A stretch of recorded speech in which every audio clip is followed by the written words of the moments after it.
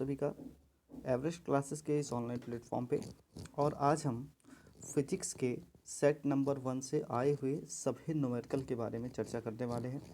तो फिजिक्स 2022 के set number 1 से जितने भी क्वेश्चन प्रीवियस ईयर में पूछे गए थे, सारे क्वेश्चनों को आज हम बैक टू बैक सॉल्व करेंगे और ये सेशन आपके लिए बहुत ही हेल्पफुल होने वाला है। तो चलिए बच्चों, बिना लेट किए हुए इस सेशन को स्टार्ट करते हैं। लेते हैं आज का अपना पहला क्वेश्चन। हमारा पहला क्वेश्चन है कि एक अल्फा कण 15 into 10⁴ Newton into coulomb inverse वैद्युत क्षेत्र में स्थित है, उस पर लगने वाले बल की गणना कीजिए। आपको यहाँ पे ओवरऑल एफ कैलकुलेट करना है कि एफ की वैल्यू क्या होगी। बच्चों, आप लोगों ने पढ़ा होगा एक फार्मूला जिसमें आपको एफ की वैल्यू कैलकुलेट करने के लिए बताया जाता है कि एफ इक्वल टू होता है Q dot V. F equal to क्या होता है? Q dot V. देख लेते हैं क्या यहाँ पे क्यू बनेगा, चार्जेस क्या हो जाएंगे और वेलोसिटी क्या होगी, इन सब के बारे में डिस्कस करते हैं। चलिए बच्चों देखते हैं। इसमें दिया गया है आपको कि एक अल्फा कण है। कैसा पार्टिकल है? एक अल्फा कण है बच्चों। मैं पहले ही आपको बता दूं कि जो अल्फा कण होते हैं, एक अल्फा कण पर 2 इलेक्ट्रॉन के बराबर चार्ज होता है। तो एक अल्फा कण पर 2 इलेक्ट्रॉन के बराबर चार्ज होता है, जैसा कि आप यहाँ पे देख पा रहे हैं। 1 अल्फा इक्वल टू 2 इलेक्ट्रॉन, ऐसा भी आप लिख सकते हैं इसको। इस तरीके से देखेंगे तो एक इलेक्ट्रॉन का चार्ज कितना होता है? 1.6 इंटू 10⁻19 कूलम, और 2 इलेक्ट्रॉन के बराबर होता है, तो क्यू इक्वल टू कितना हो जाएगा? 2 इंटू 10⁻16। और वैद्युत क्षेत्र यहाँ पे बताया गया है, ई की वैल्यू दे दी गई है, ये वैल्यू आपकी कैपिटल ई की है, और ई आपको बताया गया है 15 इंटू 10⁴ न्यूटन पर कूलम। चलिए, तो अब देखते हैं इसमें आगे क्या करेंगे हम।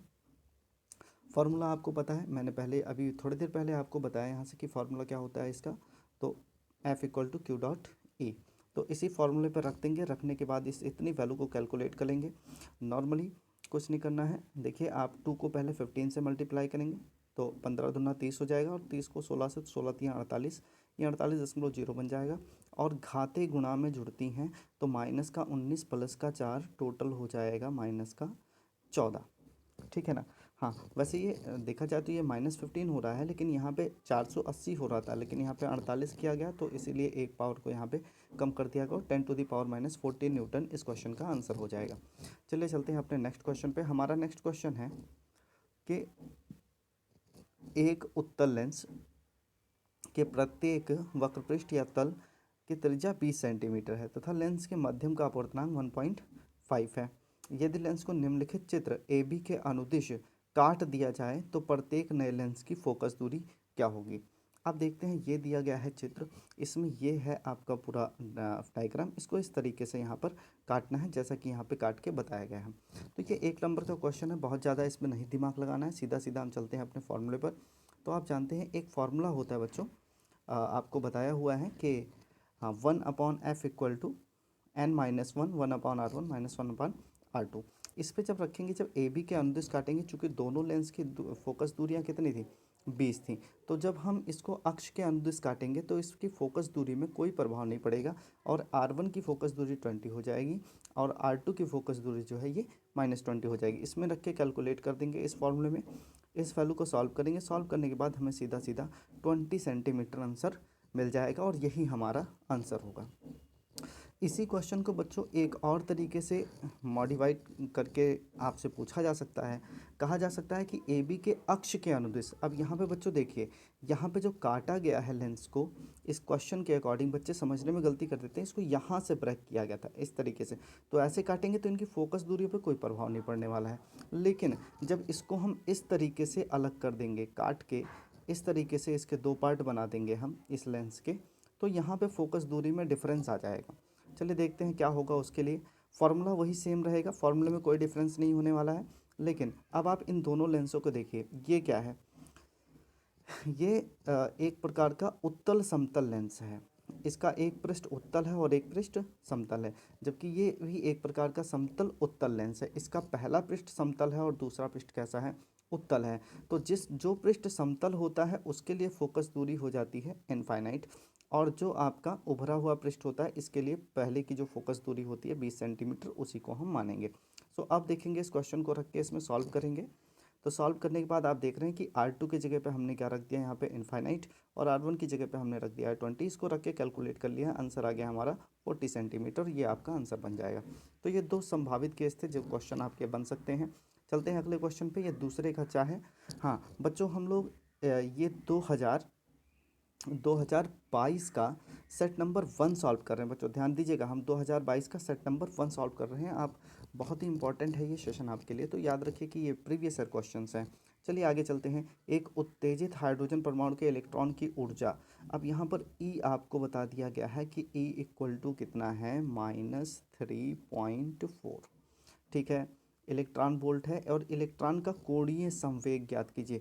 सो कोणीय संवेग बच्चों, कोणीय संवेग के बारे में हम कहाँ पढ़े हैं? इलेक्ट्रॉन के कोणीय संवेग के बारे में याद कीजिए, आपको बोर का परमाणु मॉडल पढ़ाया गया होगा, और बोर के परमाणु मॉडल में कोणीय संवेग आपको क्या बताया गया था कि इलेक्ट्रॉन का जो कोणीय संवेग होता है ये L इक्वल टू NH2 के बराबर होता है, और ये इलेक्ट्रॉन उसी ऑर्बिट में जाते हैं जिस ऑर्बिट का कोणीय संवेग इसके बराबर होता है। तो ये तो था, थोड़ा सा रिकॉल करवाना। चलते हैं क्वेश्चन पे, देखते हैं कैसे सॉल्व करना है।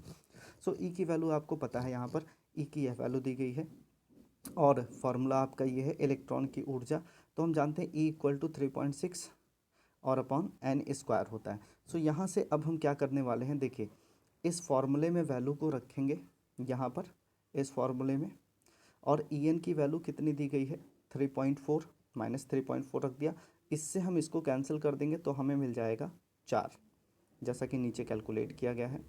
और यहाँ से एन स्क्वायर इक्वल टू क्या हो जाएगा, तो एन स्क्वायर इक्वल टू आ जाएगा 4, तो यहाँ से एन बराबर आ जाएगा 2। अब एन की वैल्यू आ चुकी है, चलते हैं अब कोणीय संवेग वाले फॉर्मूले पर। सो कोणीय संवेग एल इक्वल टू क्या होता है, NH/2 पाई। अब यहाँ से रखेंगे, क्वेश्चन को सॉल्व करेंगे तो एन की जगह पर 2 रख देना है। एच आप जान रहे हैं कि ये प्लांक कांस्टेंट है, जिसकी वैल्यू कितनी होती है 6.6 इंटू 10⁻⁻34। सो इस तरीके से इसमें रख के हम कैलकुलेट कर देंगे। दोनों वैल्यूज़ यहाँ पे कैंसिल होंगी, कुछ वैल्यू कैंसिल होंगी, कुछ नहीं भी कैंसिल होंगी। देखते हैं जो भी कुछ होगा आगे कैलकुलेट कर लीजिएगा आप लोग, और कैलकुलेट करने के बाद आपका जो आंसर बन जाएगा 2.1 इंटू 10⁻⁻34 किलोग्राम मीटर पर सेकंड के आसपास इसका आंसर आ जाएगा। चलते हैं दोस्तों नेक्स्ट क्वेश्चन पे। हमारा अगला क्वेश्चन है प्रश्न उत्तर 3 का गा है, प्रकाश के किन्हीं दो स्रोतों के मध्य 24 सेंटीमीटर की दूरी है।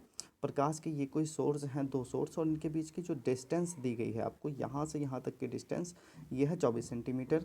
ज्ञात कीजिए कि 9 सेंटीमीटर फोकस दूरी वाले किसी अभिसारी मतलब उत्तल लेंस को कहाँ रखें ताकि दोनों स्रोत एक ही बिंदु पर बने। तो डियर फ्रेंड, मैंने आपको ये बताया हुआ है बच्चों, बहुत ही अच्छे तरीके से इसको हमने किया भी हुआ है क्वेश्चन। नॉर्मली इसको हम सॉल्व कर सकते हैं। तो यहाँ पर हम देखिए, एक वैल्यू हमको 24 दी गई है, दूसरी दी गई है 9। अगर हम ये मान लें कि इस पॉइंट से इसके मध्य बिंदु से, मतलब यहाँ से इस साइड की दूरी x है हमारी, तो इतनी दूरी कौन सी होगी, ये हो जाएगी 24 माइनस एक्स। क्यों? क्योंकि ये टोटल हमारा 24 है। इस 24 से x को अगर घटा दिया जाए तो हमें ये वैल्यू मिल जाएगी, ये हो जाएगा 24 माइनस एक्स। ठीक है, तो इस तरीके से जब इसको हम कैलकुलेट करेंगे, कैलकुलेट करने के बाद में देख रहे हैं कि u इक्वल टू इतनी वैल्यू यू डैश ले लेंगे, ये वाली, और ये वाली हम वैल्यू हम v के बराबर इसको कंसीडर करेंगे, और रख कर इसको हमारा जो फार्मूला है उस पर रख के सॉल्व किया जाएगा। जो सूत्र का फार्मूला होता है 1/v equal to -1/u equal to 1/f। इस पर रख के जब हम सॉल्व करेंगे तो नॉर्मली v की जगह पे कितना लेना था, तो v की जगह पे 9 लेना है आपको, और x की जगह पे x ही रहेगा। रख के कैलकुलेट कर दिया जाएगा तो हमारा एक फार्मूला यह बन जाएगा, एक समीकरण। और दूसरी वस्तु के लिए, वस्तु O2 के लिए हम लेंगे 1/v equal to 1/u equal to 1/f। So यहाँ से हमें क्या बन जाएगा, देखिएगा कि यहाँ से हम इसको रखेंगे जब, तो जो हमारी u की वैल्यू थी, देखिए u की वैल्यू जो है वो u की वैल्यू यहाँ पे क्या ली थी हमने, u डैश की जो वैल्यू हमने यहाँ पे ली थी u डैश 24 माइनस एक्स है। इसमें रखने के बाद कैलकुलेट करेंगे, और यहाँ से हमें दूसरा समीकरण। अब देखिए समीकरण 1 और समीकरण 2, इन दोनों की मदद से हमें एक इक्वेशन मिल जाएगा। समीकरण 1 और समीकरण 2 दोनों को बराबर कर देंगे। क्यों? क्योंकि यहाँ पे आप देख पा रहे हैं कि ये 1/9 वाली जो दूरियाँ हैं ये दोनों ही समीकरण में बराबर थी, तो एक दूसरे के जब इक्वल कर देंगे और रख के इसको कैलकुलेट करेंगे, तो कैलकुलेट करने के बाद में हमें एक द्विघात समीकरण प्राप्त होगा, x² -24 + 108 इक्वल टू 0। इस द्विघात समीकरण को हल करेंगे, और हल करने के बाद में हमारे पास दो वैल्यूज़ मिल जाएंगी, x इक्वल टू 18 या फिर x इक्वल टू 6। सो इस तरीके से हम ये कह सकते हैं कि O1 की लेंस से दूरी मतलब वस्तु 1 की लेंस से दूरी 18 सेंटीमीटर और वस्तु 2 की लेंस से दूरी 6 सेंटीमीटर हो जाएगी। बच्चों, आपको जहाँ भी वीडियो नहीं समझ में आए वीडियो को पॉज कीजिएगा, थोड़ा सा बैकवर्ड कीजिएगा, बैक कीजिएगा और आराम से धीरे धीरे देखते हुए स्क्रीनशॉट लेते हुए नोट करते हुए चलिए। चलते हैं अपने नेक्स्ट वीडियो पे, नेक्स्ट क्वेश्चन पे। हमारा नेक्स्ट क्वेश्चन है कि 800 एंगस्ट्राम और 700 एंगस्ट्राम तरंग दैर्ध्य की परावैगनी किरणें जब हाइड्रोजन परमाणुओं पर उनकी मूल अवस्थाओं में डाली जाती हैं तो उनमें क्रमशः 1.8 वोल्ट तथा 4.0 इलेक्ट्रॉन वोल्ट की गतिज ऊर्जा वाले इलेक्ट्रॉन उत्सर्जित होते हैं। प्लांक नियतांक का मान ज्ञात कीजिए। तो इसके लिए हमें एक फार्मूला होता है जिसमें हमें प्लांक कांस्टेंट की वैल्यू बताई जाती है। देखिए फार्मूला लिखा हुआ है H equal to λ1 into λ2 upon λ1 minus λ2 E1 minus E2 upon C। बच्चों ये वही फार्मूला है जिसमें आपको 1 अपॉन λ1 माइनस 1 अपॉन λ2 समथिंग करके दिया जाता है। इसी को जब हम सॉल्व करते हैं तो ये हमारा λ1 इंटू λ2 और 1 अपॉन λ1 माइनस 1 अपॉन λ2 आगे चल के हो जाता है। तो चलिए देखते हैं इसमें क्या करना है। इस क्वेश्चंस को जब हम देखेंगे तो यहाँ पर अगर हम देखें तो λ1 और λ2 की वैल्यूज हमें दी गई हैं। λ1 की वैल्यू कितनी है 800 एंगस्ट्राम और λ2 की वैल्यू 700 एंगस्ट्राम है, जबकि E1 की वैल्यू कितनी दी गई है 1.8 इलेक्ट्रॉन वोल्ट और E2 की वैल्यू कितनी दी गई है यहाँ पर 4.0 इलेक्ट्रॉन वोल्ट। सो इस तरीके से इन सभी वैल्यू को हम इस समीकरण में रखेंगे। C के जगह पे आप 3 इंटू 10⁸ रखेंगे जो कि प्रकाश की चाल है यहाँ पे C। इसमें रखने के बाद में देखिए सारी वैल्यूज़ को रखने के बाद में कैलकुलेट करेंगे। कैलकुलेट करना बहुत ही सिंपल होता है। जो वैल्यू बड़ी है फ्रैक्शन में है गुणा में है उनको आप काट सकते हैं। जैसे हमने 10 पावर से 10 टू दी 10 पावर माइनस 10 और 10 टू दी 10 पावर माइनस 1 को ऊपर नीचे कैंसिल कर दिया। कैंसिल करने के बाद में हम इनको नॉर्मली कैलकुलेट कर सकते हैं। कैलकुलेट करने के बाद में हमारे पास जो वैल्यू बचेगी, हाँ अभी इसमें एक फ्रैक्शन और बच रहा है इधर 10⁸ का, चूँकि इधर दोनों पावर्स माइनस में है ये प्लस में है तो कैलकुलेट नहीं होगा, ये 8 ऊपर जा कर के माइनस हो जाएगा और 10⁸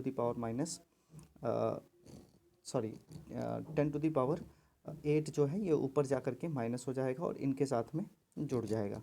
तो चलिए देखते हैं, गुणा भाग कर दीजिएगा आप लोग।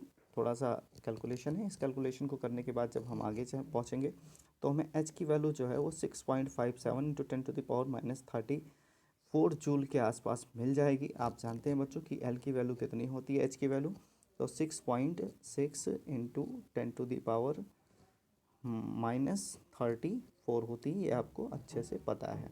तो चलिए चलते हैं अगले क्वेश्चन पे। एक प्रसारण केंद्र से 300 मीटर तरंग दैर्ध्य वाली तरंग प्रसारित की जा रही है। तो एक प्रसारण केंद्र से 300 मीटर तरंग दैर्ध्य वाली तरंग प्रसारित की जाती है। एक 2.0 माइक्रोफैरड धारिता वाला संधारित्र उपलब्ध है। अनुनादी परिपथ के लिए आवश्यक कुंडली के प्रेरकत्व की गणना कीजिए। तो बच्चों यहाँ पे प्रेरकत्व का एक फार्मूला होता है L इक्वल टू 1/2πf का होल स्क्वायर इंटू C। अब बच्चों यहाँ पे C आपका स्पीड ऑफ लाइट नहीं है, ये कैपेसिटेंस है।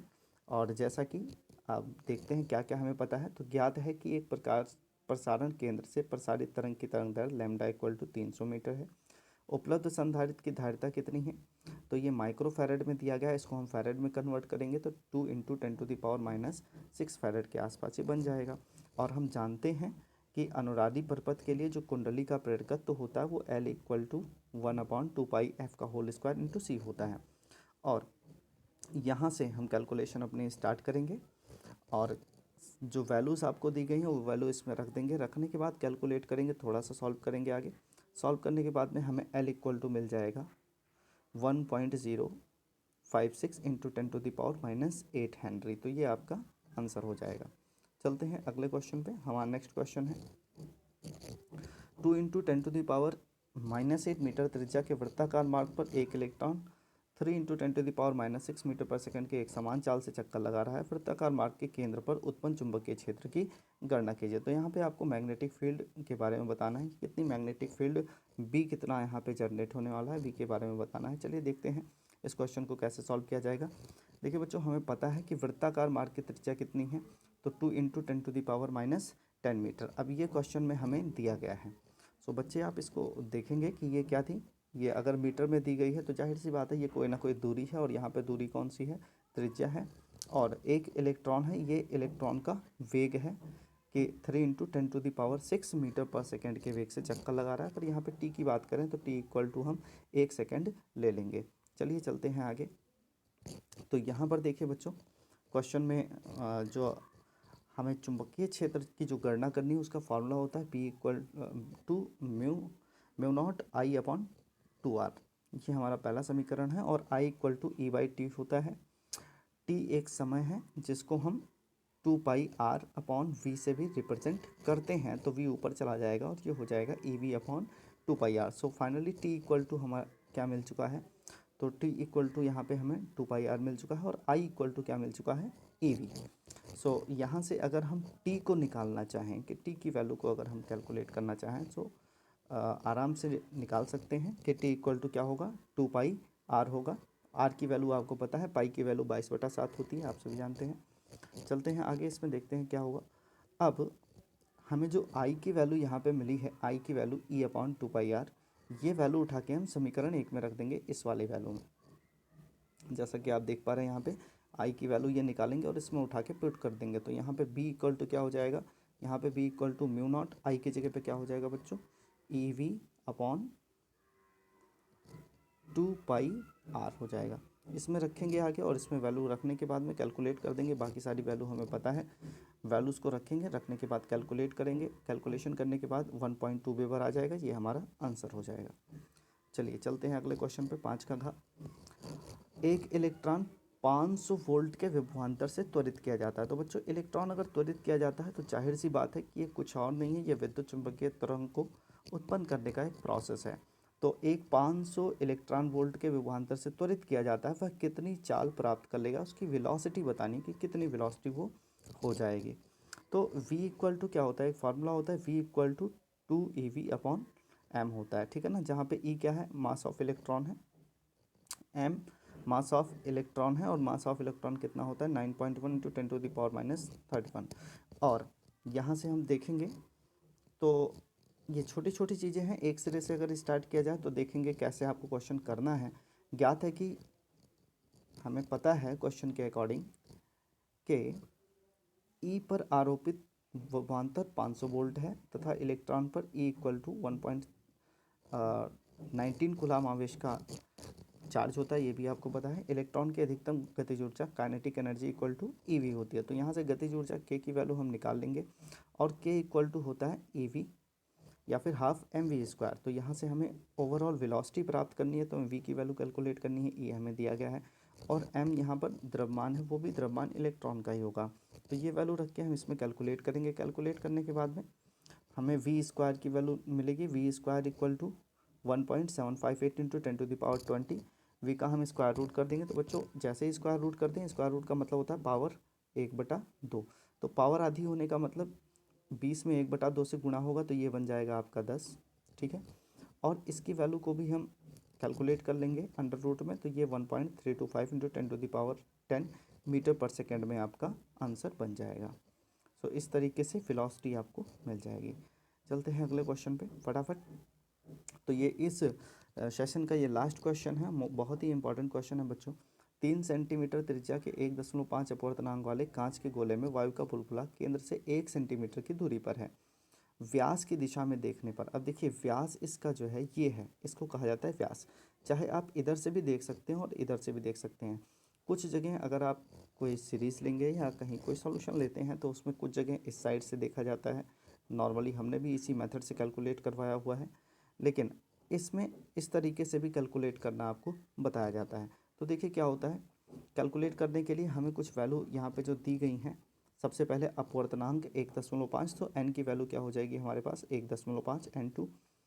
त्रिज्या कितनी है 3 सेंटीमीटर, तो r इक्वल टू -3 सेंटीमीटर। केंद्र से दूरी 1 सेंटीमीटर है, तो अगर केंद्र से दूरी इसकी 1 सेंटीमीटर है तो पृष्ठ से बुलबुले के की दूरी पृष्ठ से कितनी होगी, -2 सेंटीमीटर हो जाएगी, ठीक है ना। अब ये सारी वैल्यूज़ हम एक फार्मूला हमने पढ़ा हुआ है, गोलीय दर्पण के अपवर्तनांक का सूत्र पढ़े हैं हमने, N2/V minus N1/U equal to N2 minus N1/R। ये फार्मूला हमने पढ़ रखा है। इसमें इन सारी वैल्यूज़ को उठा के पुट कर देंगे। पुट करने के बाद इनका सॉल्यूशन फाइंड आउट करेंगे, सॉल्व करेंगे इनको, और सॉल्व करने के बाद हमें V की वैल्यू मिल जाएगी, V इक्वल टू 1.4 सेंटीमीटर। अब बुलबुला पृष्ठ से देखने पर कितनी दूरी पे हमें मिल रहा है बच्चों? तो 1.4। चूँकि दूरी को कभी भी निगेटिव नहीं लिखा जाता है, इसीलिए आंसर आपको इस तरीके से थ्योरी में भी लिखना होता है कि आपको रिटर्न में इसको ऐसे लिखना होगा कि बुलबुले को पृष्ठ से देखने पर इसकी जो दूरी है ये कितनी होगी? 1.4 सेंटीमीटर दूर प्रतीत होगा। तो चलिए बच्चों, आशा करते हैं कि ये बड़ा ही हेल्पफुल सेशन रहा होगा आप सभी के लिए। आई होप कि आपको अच्छे से समझ में आया होगा। वीडियो में कहीं भी अगर कोई प्रॉब्लम हो, आपको ना समझ में आया हो, वीडियो को पॉज करके आप देख सकते हैं। और अगर किसी को किसी भी सब्जेक्ट में किसी भी प्रकार की कोई प्रॉब्लम है तो आप हमें बेझिझक 6307878531 पे कांटेक्ट कर सकते हैं। चलिए बच्चों, मिलते हैं नेक्स्ट वीडियो में। तब तक के लिए आप सभी स्वस्थ व्यस्त और मस्त रहिए। फिर से मिलते हैं। जय हिंद।